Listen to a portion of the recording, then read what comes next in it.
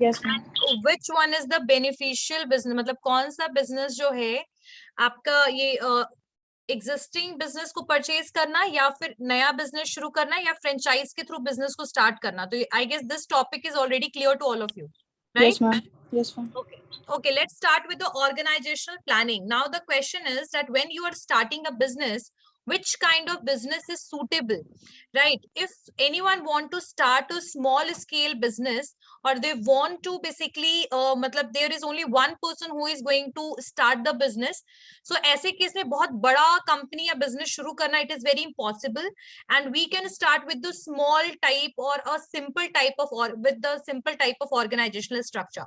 So today I am going to explain about the type of organization and how we are going to plan about the organization, that which one is suitable according to the product what we are going to sell, right? Or what we are going to produce.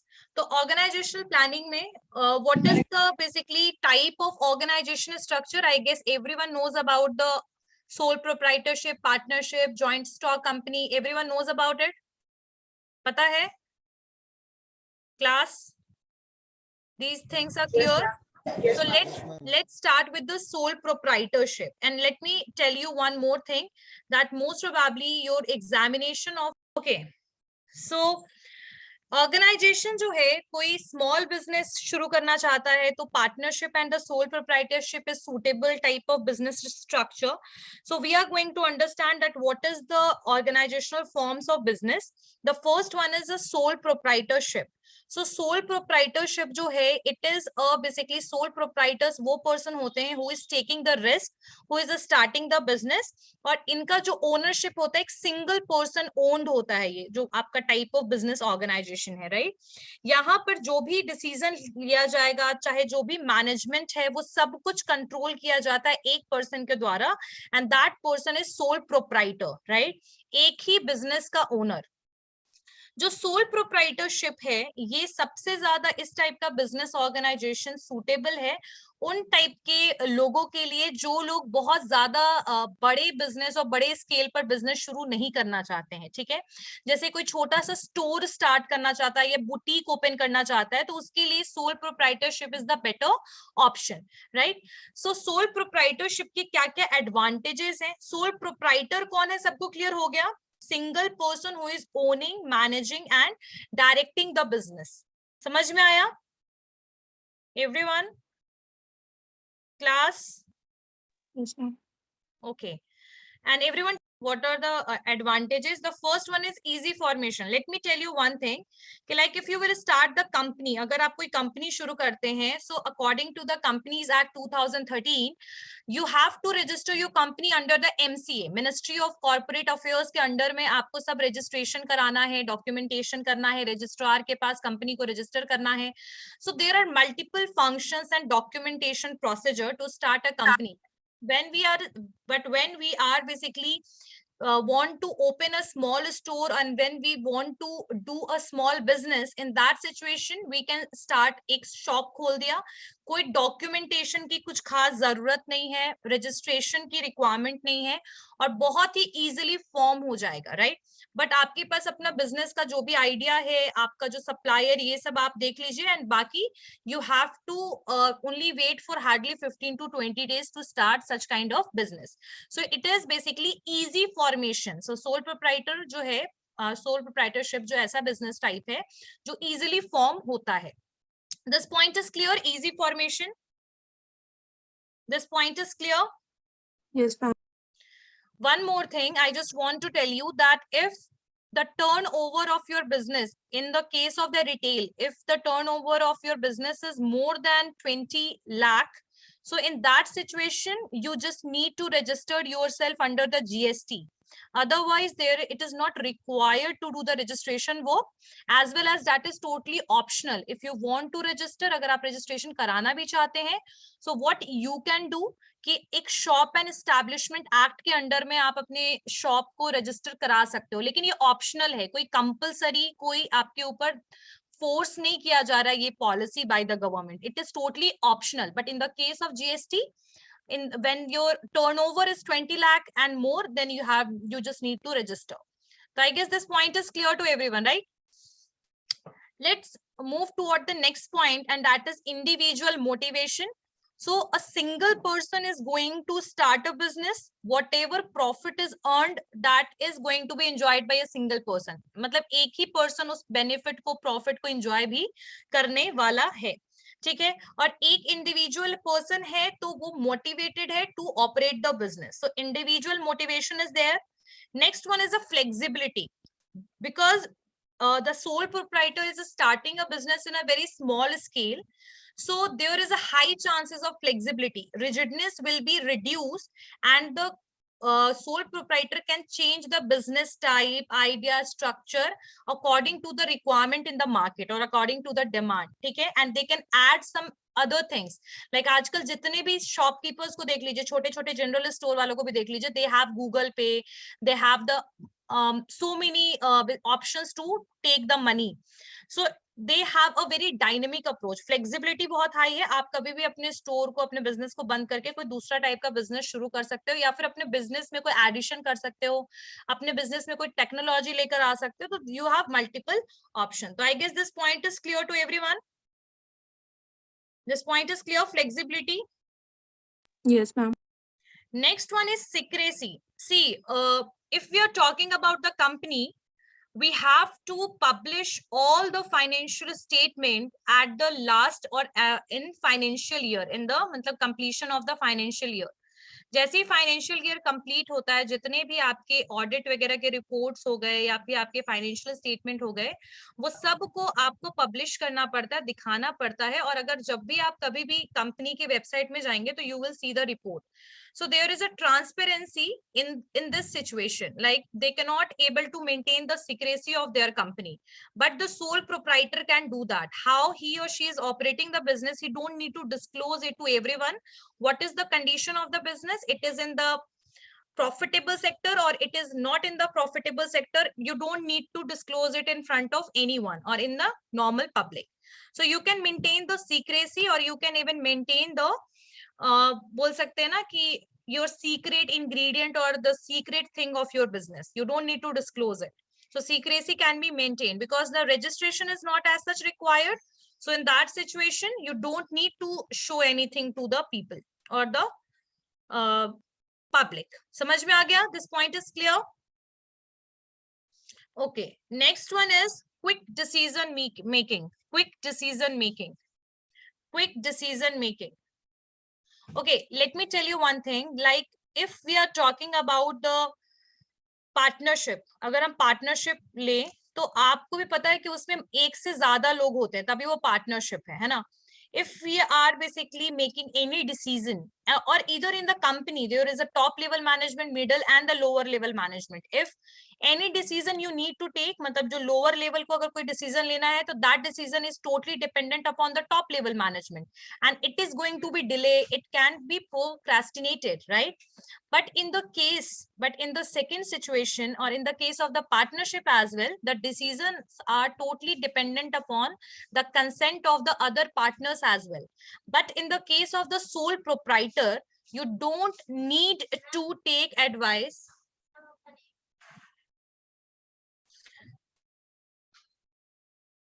Okay, so this point is clear to everyone. This point Yes, is clear. ma'am. Okay. So quick decision making समझ में आ गया सबको? So in the case of the sole proprietorship, we don't need to take advice to the others. किसी से advice लेने की जरूरत नहीं है. Business से related सारे decision आप खुद ले सकते हैं. Related with the people जो आपके business में काम कर रहे हैं, चाहे वो आपके suppliers related हो, चाहे वो आपके creditors से related हो, every decision can be taken alone, ठीक है? Or taken by the sole proprietor only. You don't need to take advice from the others. Clear? समझ में आ गया सबको? So here in the case,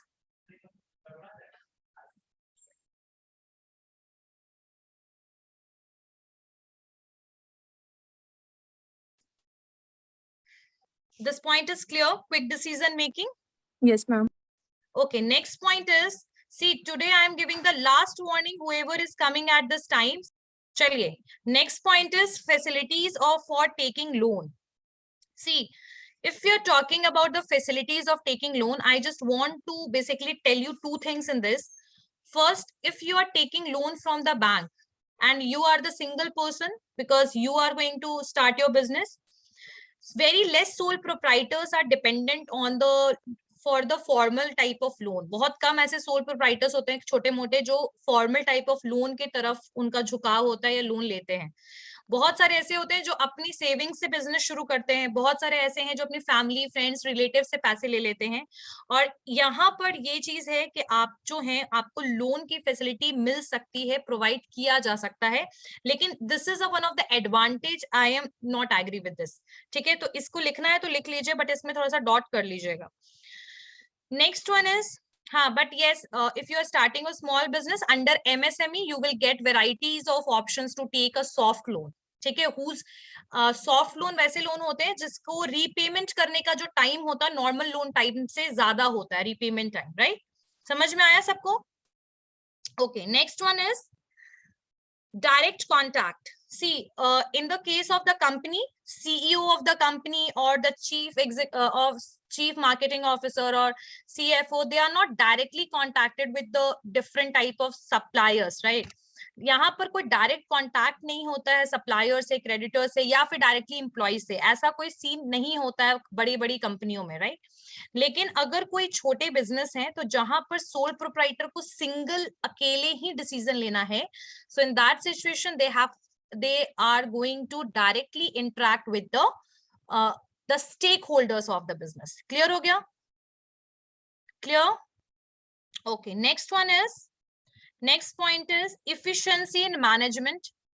See, efficiency in management, if I am talking about this, it is not very much efficient. Why? Because a single person cannot able to do everything in the business, or a single person is not expert in every area of the business. Remember this. So efficiency is totally dependent if it will be, everything will be completed on time. That is for sure, because single person is taking decision. But efficiency will be there. There is no surety about it, right? Maybe in some area that sole proprietor is better, but in some other area he is not very better. Right, so there is a chances of that efficiency can be better in the context of timing and completion of the time properly, but in the case of managing the various work or diversification of business, there can be the inefficiency. समझ में आ गया? This point is clear, everyone? This point Yes, is clear? ma'am. Okay, what about the others? Next one is absolute power of control, because you are the single owner. No one are going to control your business. So next point is absolute power of control. No doubt the power is only in your hand. You don't need to basically, आपको ये जो power है आपका वो अकेले अपना है, खुद का है, कोई दूसरा पर्सन आपके बिजनेस को कंट्रोल नहीं कर सकता है. ठीक है, every decision is going to be taken by you. Increase in profit, in the case if you are earning a very good profit in your business, you are the only person who is going to enjoy it. तो आपका जितना अच्छा बेहतर होगा business, आपको उतना benefit है. Next one is minimum government or state interference, because I already told you that in the case of the sole proprietorship, so many documentation is not required. It is not compulsory. So in that situation, there is a very less interference of the government. And it is a basis, yeah, it is a basis of a big business. Okay, so these are the advantages of the sole proprietorship. I guess this point are clear. These points are clear to all of you? Yes, Are ma'am. clear hai? Okay. Next one is disadvantages. See, the very first disadvantage of this type of business organization is insufficient capital or limited capital.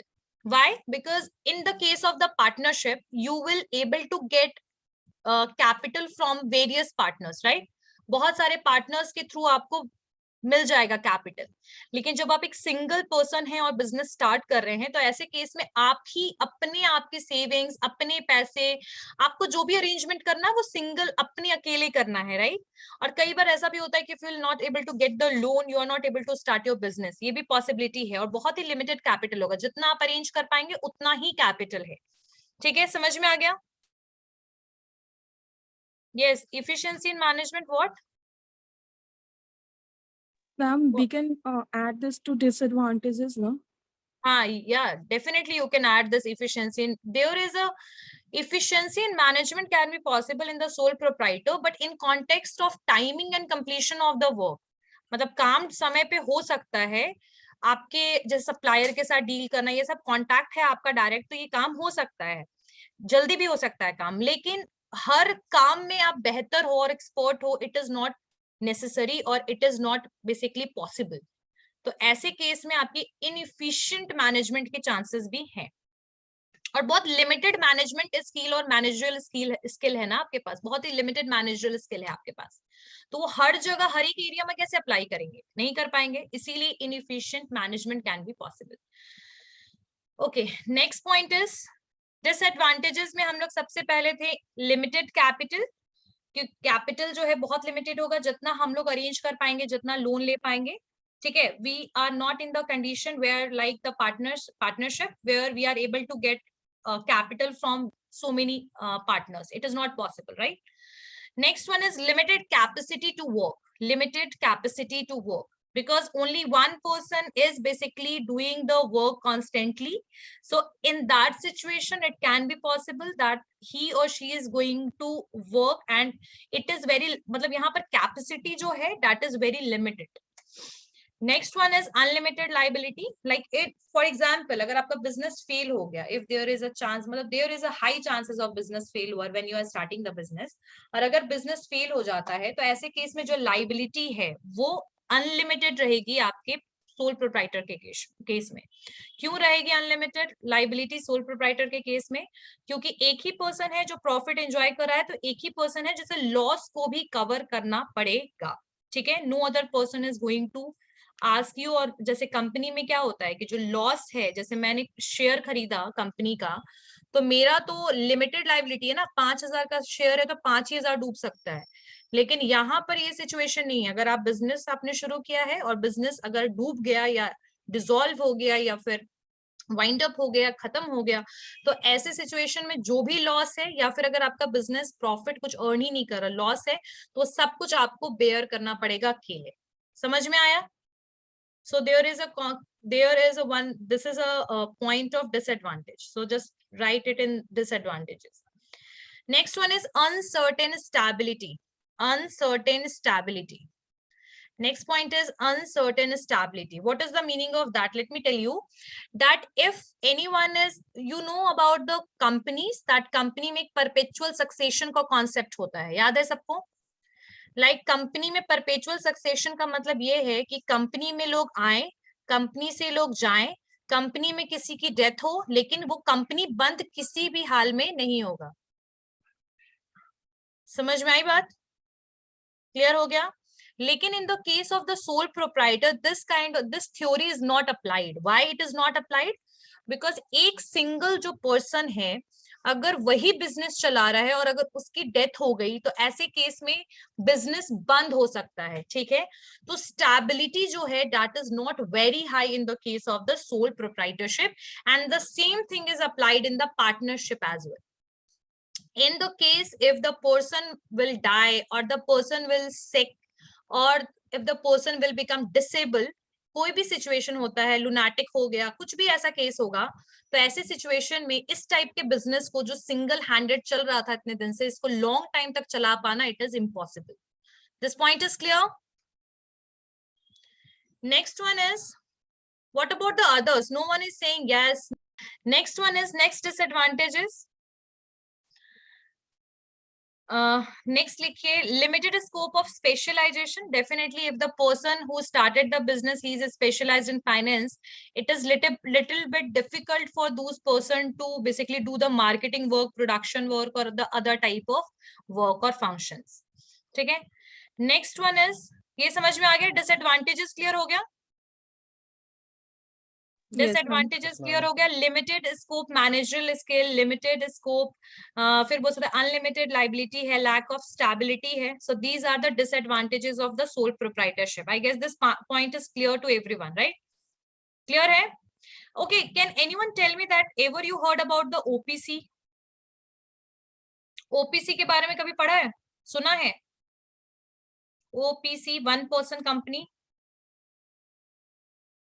नहीं सुना है OPC के बारे में?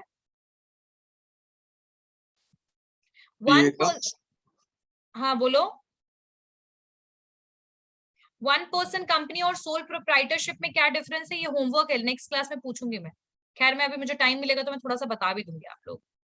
Partnership business start करते हैं। What is the basically the meaning of partnership? Where 2 और more person basically combine together to start a business. ठीक है, 2 या 2 से ज्यादा लोग जब मिल करके कोई बिजनेस को शुरू करते हैं तो इसको हम कहते हैं पार्टनरशिप।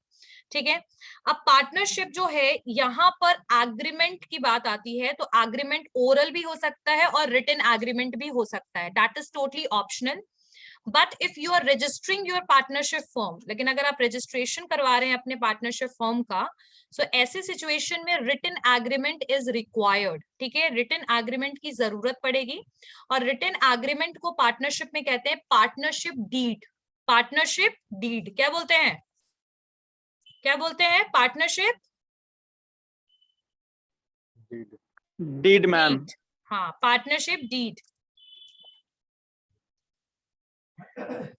नेक्स्ट वन, यहां तक समझ में आया? सो जो पार्टनरशिप एक्ट है इट इज बेसिकली वो कि किसके अंडर में काम करता है, तो पार्टनरशिप एक्ट 1932 के अंडर में ये काम करता है। Partnership act 1932। Limited liability partnership जो है it is work under the LLP act 2008। Limited liability partnership act 2008 के अंडर में लिमिटेड लाइबिलिटी पार्टनरशिप वर्क करता है। General partnership works under the partnership act 1932। ठीक है, अब जो आपका पार्टनरशिप डीड है उसमें क्या क्या चीजें मेंशन्ड होती है, तो उसमें आप पार्टनर्स का नाम होता है, उनकी पर्सनल प्रॉपर्टी, मतलब उनके शेयर्स, प्रॉफिट शेयरिंग रेशियो, ये सब चीजें एक्सप्लेन्ड होती है, उनके एड्रेस वगैरह, that is basically mentioned in the partnership deed. अच्छा, पार्टनरशिप है उसके एडवांटेजेस क्या क्या हो सकते हैं? Can anyone tell me what is the advantages of the partnership? What can be the advantages of partnership?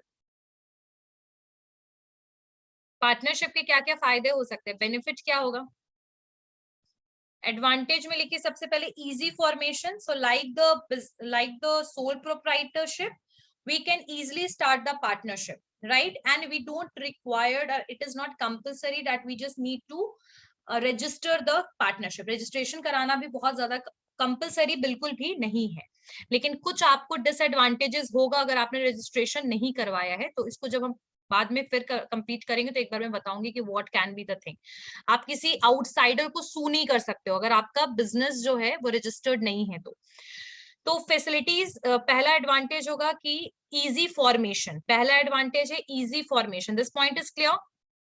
Easy formation, this point is clear? Next one is large amount of capital because every partner is going to bring capital with him, and according to that capital the profit will be shared or the profit ratio will be decided, right?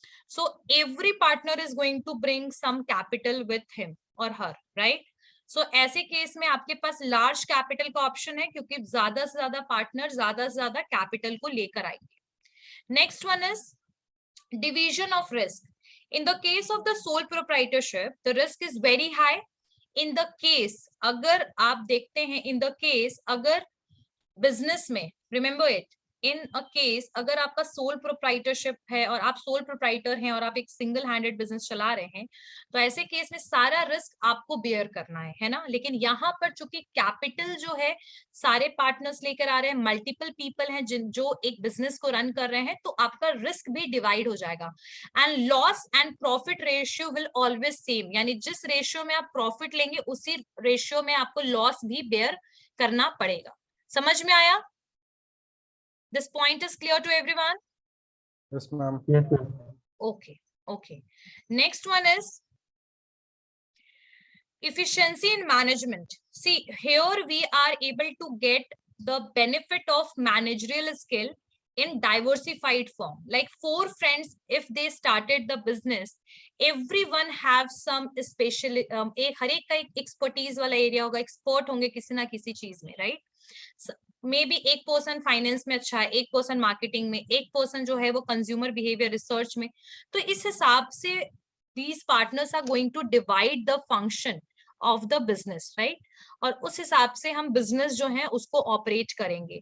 और यहाँ आपका सबसे बड़ा benefit यही है कि आपका जो मैनेजमेंट है वो बहुत इफिशिएंटली वर्क करेगा, because every stone you are going to touch in the business, मतलब हर एक एरिया को आप प्रॉपरली कवर करेंगे अपने बिजनेस में। So efficiency in management will be high as comparison to the sole proprietorship. समझ में आ गया? समझ में आया everyone? Yes, ma'am. Next one is flexibility. So like the sole proprietorship, there is a flexibility. Why there is a flexibility? Flexibility क्यों है? क्योंकि ये बहुत small scale business है। जो partnership होता है बहुत बड़ा business है, ज्यादातर वो small scale business होता है।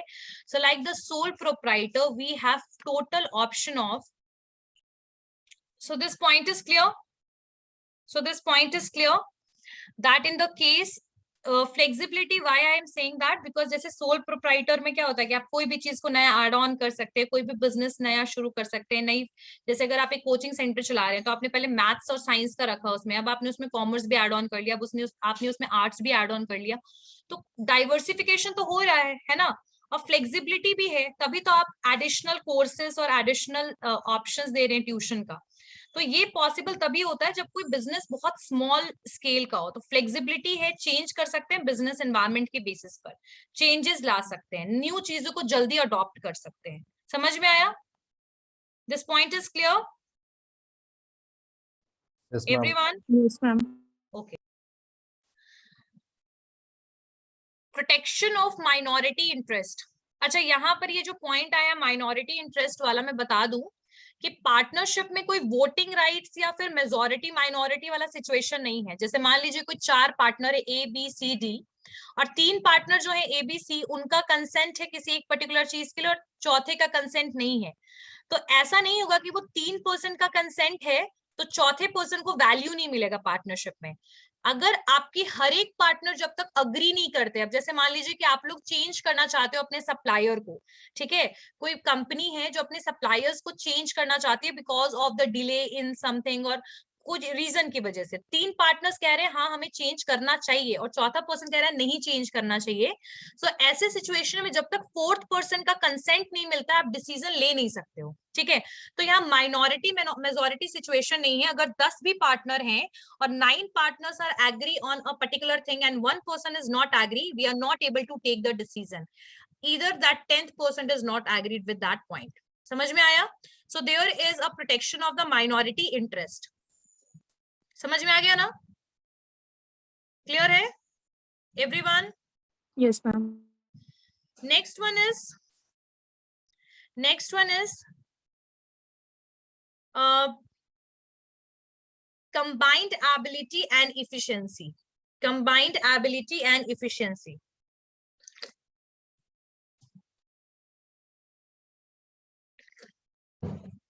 Combined ability and efficiency. Combined ability and efficiency. What is the meaning of this? So let me tell you कि आप यहाँ पर multiple partners हैं, they have multiple ability, expertise area, जो मैंने पहले भी explain किया, and every person have their own capacity of work. Efficiency सबका अलग अलग है। So यहाँ पर एक combined ability और दूसरी का भी जो एक ability है ना, उसका भी यहाँ पर benefit मिलेगा। अगर 4 partners हैं, 4 में से 3 बहुत efficient है और एक थोड़ा कम है, तो the 4th person is not going to be basically बोल सकते हैं 4th person को इसका कोई loss नहीं होगा क्योंकि 3% प्रॉपरली काम कर लेंगे। तो एक कंबाइंड एबिलिटी और एक ग्रुपिज्म और एक लीडरशिप नहीं ग्रुपिज्म वाला सिचुएशन है इन the case of the partnership, क्योंकि लीडर तो कोई होगा ही नहीं, everyone is the owner of the business. Disadvantages क्या हो सकता है? What can be the disadvantages? Ma'am, conflict. Very good. Liability unlimited. Very good, very good, very good. So in the case of the partnership, the conflict can be arise because there are multiple people who are working or who are basically owning the business. So conflict can arise between the partners. There is a possibility of that. Second thing, the liability of the partners will be unlimited. If your business will be dissolved, yeah, if your business will be failed, in that situation, every partner have to pay the amount with his own pocket. Like आपकी personal property भी बिक सकती है। Unlimited liability का मतलब यही है कि जो आपकी लाइबिलिटी है वो आपकी पर्सनल प्रॉपर्टी और पर्सनल बिलोंगिंग तक को यूज कर सकती है। समझ में आ रही है बात? कंपनी में ऐसा सिचुएशन नहीं होता, कंपनी में लिमिटेड होती है लाइबिलिटी, लेकिन यहाँ पर अनलिमिटेड लाइबिलिटी है। तो यहाँ पर भी वही चीज है कि चारों पार्टनर को पे करना पड़ेगा। अगर 4 पार्टनर हैं और बिजनेस डूबता है तो जितना रेशियो है उस बेसिस पर सबको पेमेंट करना पड़ेगा, चाहे उसके लिए घर बेचना पड़े, गाड़ी बेचनी पड़े, बट पर्सनल प्रॉपर्टी भी आपके यूज हो सकते हैं for repayment of the loan और for repayment of the credit amount और लाइबिलिटी। क्लियर हो गया? समझ में आ गया? Next point is limited capacity. ये क्या लिमिटेड कैपेसिटी नहीं, अनसर्टेन स्टेबिलिटी। Uncertain stability. अब now the question will be arise that sole proprietor में अनसर्टेन स्टेबिलिटी तो समझ आ रहा है क्योंकि एक ही पर्सन है और उसी के वजह से जो है बिजनेस चल भी रहा है और उसी के ना होने पर बिजनेस खत्म भी हो सकता है, वो तो समझ आ गया। But in the case of the partnership why this word is used, तो लेट मी टेल यू कि अगर मान लीजिए, देखो पार्टनर्स भी बहुत टाइप के होते हैं, कुछ होते हैं एक्टिव पार्टनर्स, कुछ होते हैं स्लीपिंग पार्टनर्स। अगर कोई ऐसा पार्टनर है जो बहुत एक्टिवली काम कर रहा है बिजनेस के लिए और वो अपनी सैलरी भी ले रहा है उस पर्टिकुलर अपने बिजनेस से, तो ऐसे पर्सन के अगर रिटायरमेंट के केस में, डेथ के केस में हो सकता है कि आपको पूरा पार्टनरशिप बिजनेस डिसॉल्व करना पड़े। ठीक है?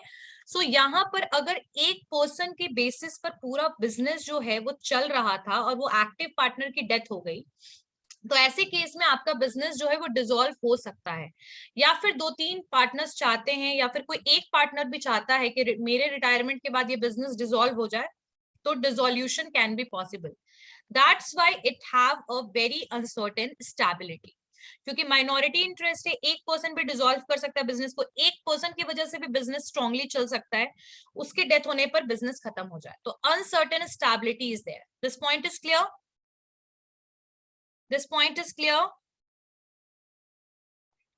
Yes, ma'am. Okay. Next one is lack of secrecy. Because देखो यहाँ पर क्या है ना कि ये जो पूरा पार्टनरशिप होता है फेथ और ट्रस्ट पे चलता है। समझ में आ रही बात? फेथ और ट्रस्ट पे पूरा बिजनेस चलता है। क्यों चलता है फेथ और ट्रस्ट पे? एक भी पार्टनर ने अगर अपने बिजनेस का सीक्रेट दूसरे जगह बता दिया तो उसका लॉस सबको बेयर करना है ना? So lack of secrecy is less because this knowledge of the business is not in the mind of one person and the knowledge of business is not with the one person, but it is basically with so many person. So there is a chances that your secrecy of the business is not in the it can be possible that there can be the disclose हो सकता है आपके business के बारे में चीजें बाहर। समझ में आया? समझ में आ गया? This point is clear everyone? Yes, ma'am. Next one is possibility. लिख लिया ना, possibility of misunderstanding and conflict.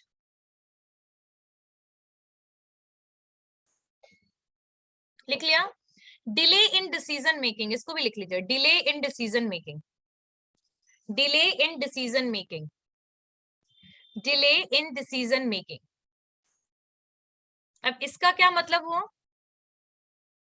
Delay in decision making का मतलब क्या हुआ कि यहाँ पर जो सिचुएशन है कि एक पार्टनर की वजह से पूरा डिसीजन आप ले ही नहीं सकते हो पूरे बिजनेस में। हर एक पार्टनर का कंसेंट चाहिए, हर एक पार्टनर का पहले यस चाहिए, तब you are able to take the decision. मैंने आपको एग्जांपल में बताया था कि जैसे कोई पर्सन है जो अपने सप्लायर को बदलना चाहता है, अब वो 3 पर्सन हाँ कर रहा है, चौथा ना कर रहा है, तो उसकी वजह से भी डिले हो सकता है ना डिसीजन, पॉसिबिलिटी है।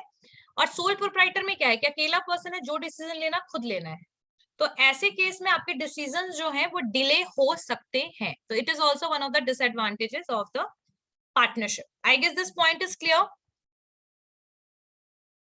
This Yes, point is ma'am. clear. Next one is family business. Family business. Next one is family business. अच्छा, फैमिली बिजनेस और फैमिली वेंचर आपने हिंदू अनडिवाइडेड फैमिली सुना होगा, तो it is somehow it is related with that only, है ना? So family business और family venture वैसे बिजनेसेस हैं जिसको बेसिकली यहाँ पर आपने, यहाँ पर जो भी पर्सन के एंसेस्टर्स जो थे, पूर्वज से वो चीजें, वो बिजनेस को चले आ रहे हैं, फैमिली मेंबर्स ही उस बिजनेस को संभाल रहे हैं। पहले दादाजी का था, फिर फादर का हुआ, फिर आपका हुआ। So this is the way of the operating this business. तो ये फैमिली बिजनेस है। फैमिली बिजनेस का जो टॉपिक है, we are going to cover it in the next class. I am going to take the attendance out. No, ma'am. Okay, see you all in the next class. Thank you, ma'am. Okay, Thank you, ma'am. okay. Yes, I already made that.